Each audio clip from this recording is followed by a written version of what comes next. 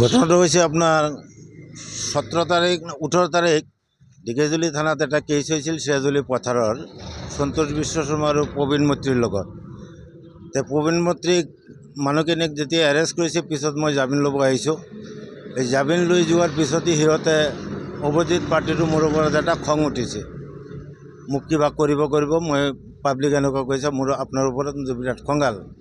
পিছত আমাৰ মনোজ বৰা শিৰস্তা ছাৰেই মোক দায়িত্ব দিছে, বোলে আপুনি এক কাম কৰক, গাঁৱত গৈ বহি বস্তুখিনি কেছখিনি মিলাই দিয়ক। আজি এটা মেল বহিছিলোঁ আমি, গাঁও প্ৰধান আছিল আৰু গাঁৱৰ ঢেকিয়াজুলিৰ পৰাও গৈছে, দুনিয়াৰ মানে 2-3টা পঞ্চায়তৰ মানুহ আজি বহি আমি কেছখিনি দুটা পাৰ্টিৰ পৰা সোধপোছ কৰি গোটেইখিনি তথ্য লৈ আমি বিচাৰখিনি সমাধা কৰিছোঁ।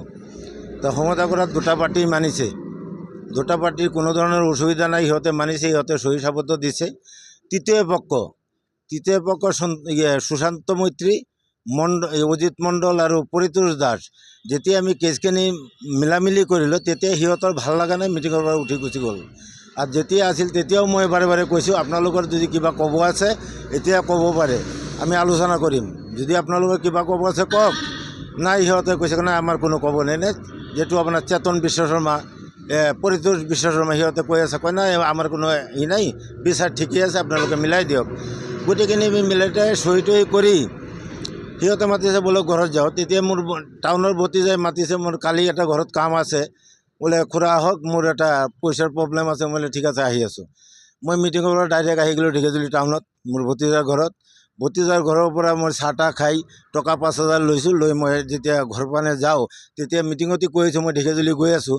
সেইটো তৃতীয় পক্ষে মানে সিহঁতে শুনি আগৰ পৰা সিহঁতে প্লেন প্ৰগ্ৰাম কৰি যেতিয়া মই প্ৰবীণ মৈত্ৰীৰ ঘৰটো পাৰ হৈছোঁ, পাৰ হওঁতে লগে লগে সুশান্ত মৈত্ৰী আহি মোৰ ঘৰৰ গাড়ীৰ সন্মুখত কৈ থিয়ক, নেতা সাজি গৈছে থিয়ক, এনেকুৱা কৈ থাপৰ মাৰি মোক ধৰি আৰু পৰিতোষ দাস আৰু অজিত মণ্ডল সিহঁতো দৌৰি আহিছে, আহি মোৰ পকেটৰ পৰা টানি আজৰি পকেটটো যে ছিঙি দিছে, মোবাইলটো নিছে, টকা 5,000 নিছে আৰু ঘুচা মাৰি পেলাই দি মোৰ পণ্ডলাইটিছ বেমাৰ, গাড়ে মূৰে ঘুচাইছে, পেলাই দি মোৰ ভৰি কাটিছে, পেণ্টটো এটা ছিঙিছে। তো কথা হ'ল মই এইখিনি মেল মিটিং কৰাত বিডিবিৰ সম্পাদক হয়, মই মেল মিটিং কৰাত যদি আমি যোৱাত যদি এনেকুৱা ধৰণৰ দুষ্কৃতিকাৰীয়ে কাম কৰে, এইটো যদি ঢেকিয়াজুলি থানাত মই এজাহাৰ দিছোঁ, মই অচি ছাৰক ডাইৰেক্ট কৈছোঁ মোৰ এইটো বিচাৰ লাগিব। কথা মোৰ এইখিনি, যদি মেল মিটিং কৰা মানুহ মেল মিটিং কৰা অহাৰ সময়ত ৰাস্তাত আগচি ধৰি প্ৰাণে মাৰাৰ কাৰণে চেষ্টা চলাইছিল, তিনিজনে টানি চোচৰাই ৰাস্তাৰ ইফালে নিব খুজিছিল। মই চিঞৰ বাখৰ কৰাত কেইজনমান মানুহ এই দোকানৰ ওচৰত আছিল, দৌৰি আহি সিহঁতে মোক বচাইছে। তো মোক সাংবাদিকৰ আগত এইটোৱে মই অনুৰোধ। আজিতো তাৰমানে মিটিঙে হৈছিলে, মিটিঙতো দুই পক্ষই ৰাজি হৈছিলে আৰু সেইমতে চহী কৰিছে, কোনো কাৰো কি আপত্তি কৰা নাই। তেখেতো আছিল মোকামিলাত মিটিঙত।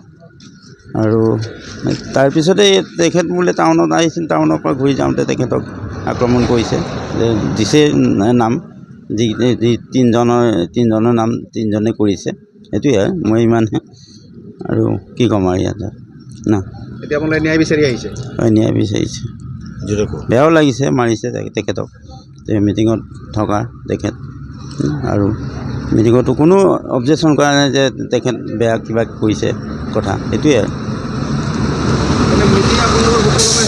আৰু সুকমনা হৈছিল, তাত একো কোনো গণ্ডগোল হোৱা নাই।